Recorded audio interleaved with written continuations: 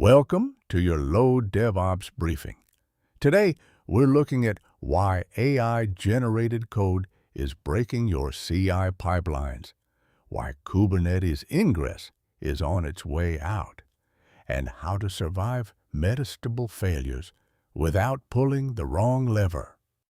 Our top story: a new report shows that only about 71% of main branch builds succeed. That's a 5-year low. And AI-generated code is a big reason why. Traditional CI pipelines are getting swamped. The fix? Shift validation earlier into the developer agent's inner loop, so failures get caught before they waste compute and rework time. That early validation also makes production reliability more predictable. Next up, Kubernetes Ingress is heading for retirement, and the Nginx Ingress controller is being deprecated.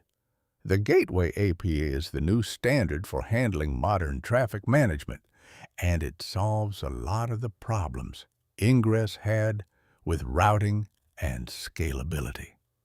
If you're still on Ingress, now's the time to start planning your migration to a gateway controller. Meanwhile, Kubernetes storage gaps are still tripping up production adoption. The problem is that Kubernetes was designed for stateless workloads, but most real applications need persistent data. Traditional storage systems don't play well with Kubernetes, leading to performance hits and security risks. Teams need container-aware, automated storage solutions to make production workloads reliable and scalable. Also today, a new open-source tool called JaisCloud lets you emulate AWS services locally with a single Go binary. No Python or Docker required. It supports over 20 services and integrates natively with CI pipelines and Kubernetes clusters. For teams that want to test AWS-dependent code without the cloud bill, this is a lightweight and fast alternative. And finally, a deep dive into Metastable failures in distributed systems. These are failures where a transient trigger pushes the system over a hidden capacity limit, and then a feedback loop keeps it in a bad state even after the trigger is removed.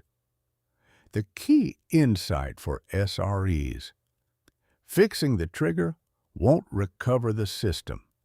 You need strong corrective actions like load shedding or forced restarts to break the loop.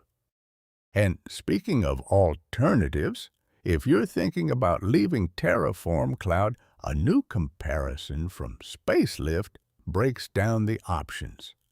Dedicated IAC platforms, generic CI/CD pools, and self-hosted open-source tools. The key trade-offs are around policy enforcement, auditability, integrations, and cost.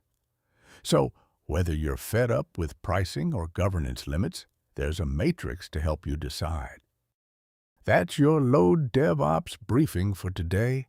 We'll be back tomorrow with more stories from the trenches of infrastructure and platform engineering.